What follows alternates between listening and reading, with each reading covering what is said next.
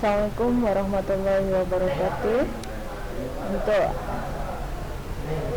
anak-anak ibu, pagi ini ibu akan menyampaikan materi mengenai bullying.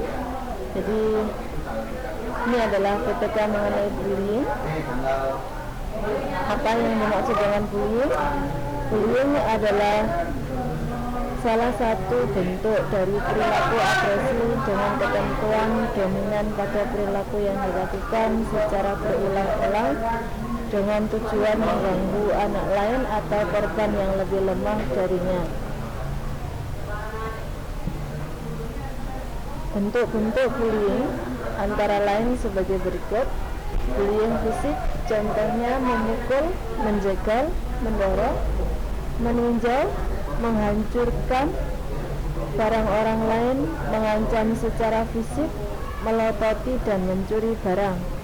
Bullying psikologis, contohnya menyebarkan gosip, mengancam gurauan yang mengolok-olok, secara sengaja mengisolasi seseorang, mendorong orang lain untuk mengasingkan seseorang secara sosial, dan menghancurkan reputasi seseorang. Bullying verbal, contohnya menghina, menyindir, meneriaki dengan kasar, memanggil dengan julukan keluarga, kecacatan, dan ketidakmampuan. Bullying bisa terjadi di tempat-tempat berikut. Bullying bisa terjadi di tempat sebagai berikut.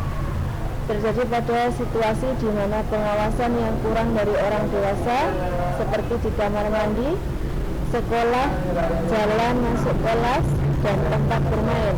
Sering terjadi di tempat bermain daripada di kelas.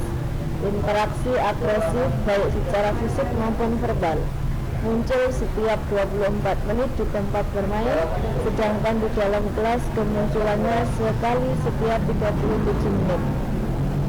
Tempat bermain yang biasanya tidak diawasi oleh guru atau orang dewasa juga sulit dideteksi karena tingginya aktivitas bermain anak-anak di lapangan dan sering dikira sebagai salah satu bentuk permainan anak-anak, misalnya permainan gulat di dalam kelas. Dampak bullying secara umum terjadi pada tingkat SD, dapat menjadi penyebab perilaku kekerasan pada jenjang pendidikan berikutnya. Pelaku cenderung bersifat agresif dan terlibat dalam geng serta aktivitas kenakalan lainnya. Pelaku rentan terlibat dalam kasus kriminal mengajak menginjak usia remaja. Adanya korban memiliki masalah emosi, akademik, dan perilaku jangka panjang, cenderung memiliki harga diri yang rendah, lebih merasa tertekan, suka menyendiri, cemas, dan tidak aman. Bullying menimbulkan berbagai masalah yang berhubungan dengan sekolah, seperti tidak suka terhadap sekolah, membolos, dan drop out. Adanya saksi, dan yang berikutnya mengalami perasaan yang tidak menyenangkan dan mengalami tekanan psikologis yang berat. Selanjutnya, merasa terancam dan ketakutan akan menjadi korban selanjutnya. Dan yang terakhir, dapat mengalami prestasi yang rendah di kelas karena perhatian masih terfokus pada bagaimana cara menghindari menjadi target bullying daripada tugas akademik. Berikut adalah apa yang dapat dilakukan oleh para guru untuk menangani kasus bullying di sekolah. Jawabannya adalah: yang pertama, identifikasi perilaku bullying sejak dini. Kedua, fasilitas diskusi kelompok dengan siswa dan orang tua untuk membahas bullying. Tiga, capai konsensus bersama mengenai bullying dan waktu yang tepat untuk mengintervensi. 4. Guru memberikan contoh bagi siswa untuk melakukan perilaku positif. 5. Meningkatkan pengawasan terhadap siswa, terutama di tempat bermain. Manajemen kelas dengan menciptakan iklim kelas yang bersahabat, pengaturan tempat duduk siswa, dan penggunaan media relaksasi di kelas. 7.